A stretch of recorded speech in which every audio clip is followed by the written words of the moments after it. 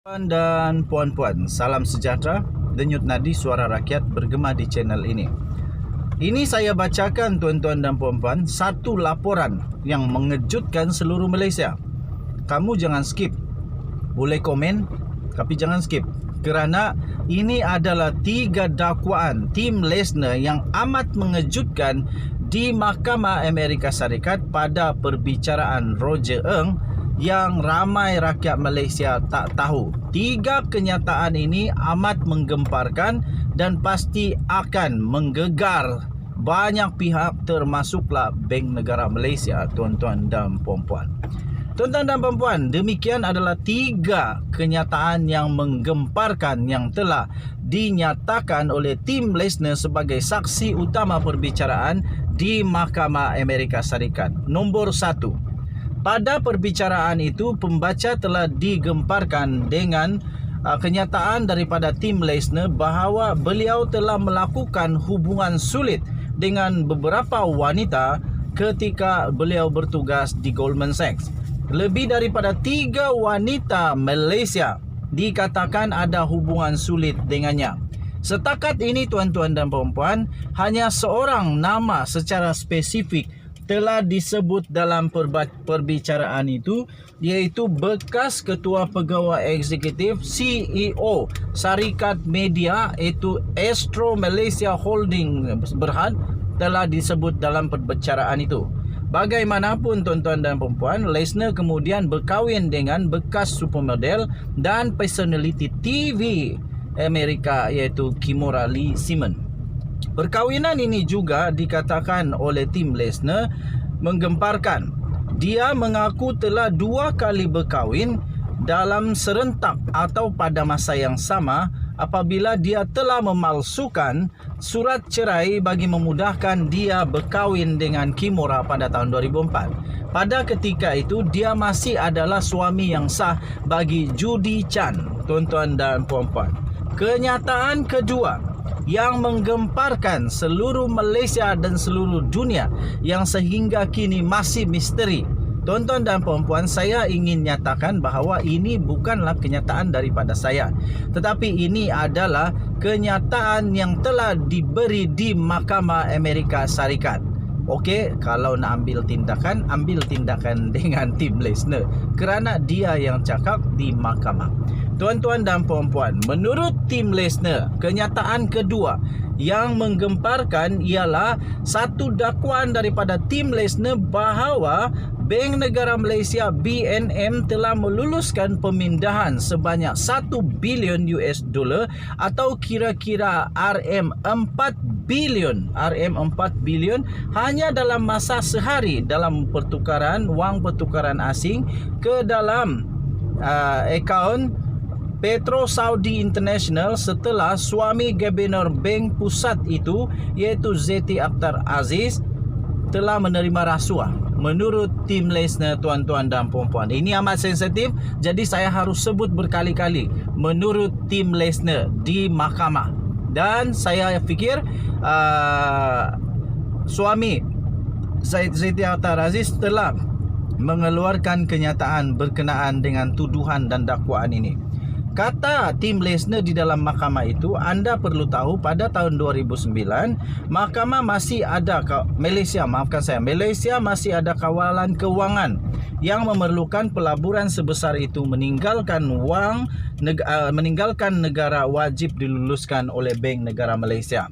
Dan tambah Tim Lesner, sekali lagi daripada Tim Lesner, dia kata 1 bilion dolar telah diluluskan dalam sehari dari Malaysia ke syarikat usaha sama itu, dan ia berlaku kerana suami Gubernur Bank Negara Malaysia katanya telah menerima rasuah. Jadi dalam sehari sahaja wang tersebut dipindahkan. Ia tidak pernah dilakukan pada masa itu. Dakwanya di mahkamah. Tuan-tuan dan puan, ini disebut di mahkamah. Bagaimanapun pada November lalu, Suruhanjaya Pencegahan Rasuah Malaysia atau SPRM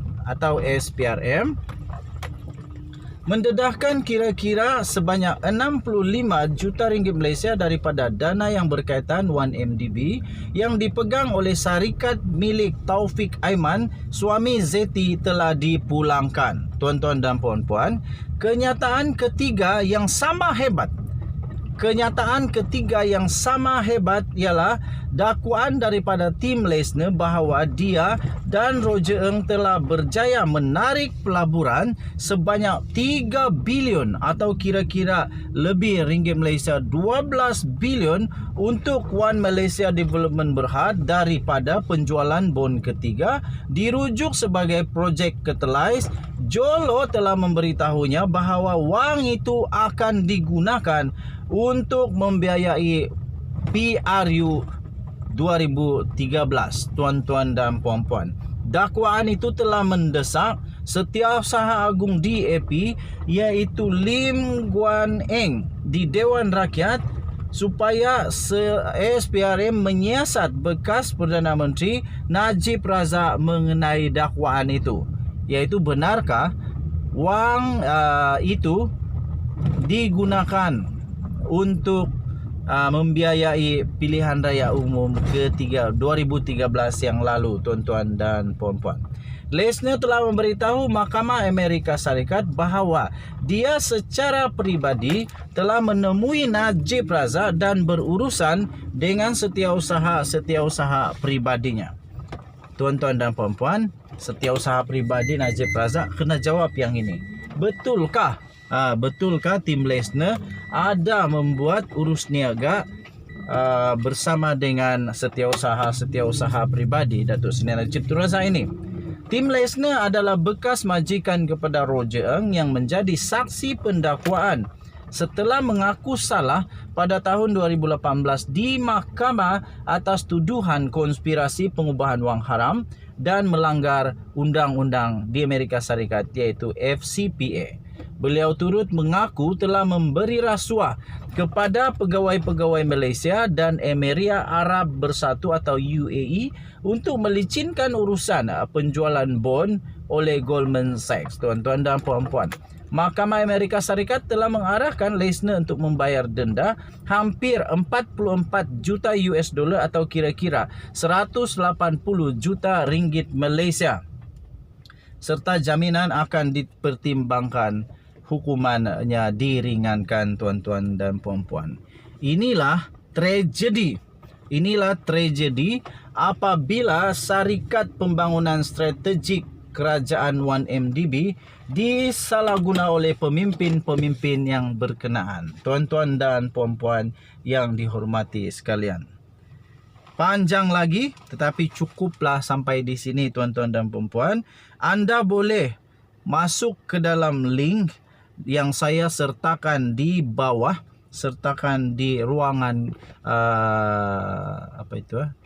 di ruangan di bawah untuk kamu cari linknya. Dan artikel ini telah dikeluarkan di malaysianow.com dengan tajuk 3 kenyataan gempar tim Lesner pada perbicaraan kes 1MDB di New York bertarikh 3 Mac 2022 diterbitkan pada pukul 9 pagi. Tuan-tuan dan puan-puan, Denyut Nadi Suara Rakyat bergema di channel ini. Kita jumpa lagi. Bye-bye.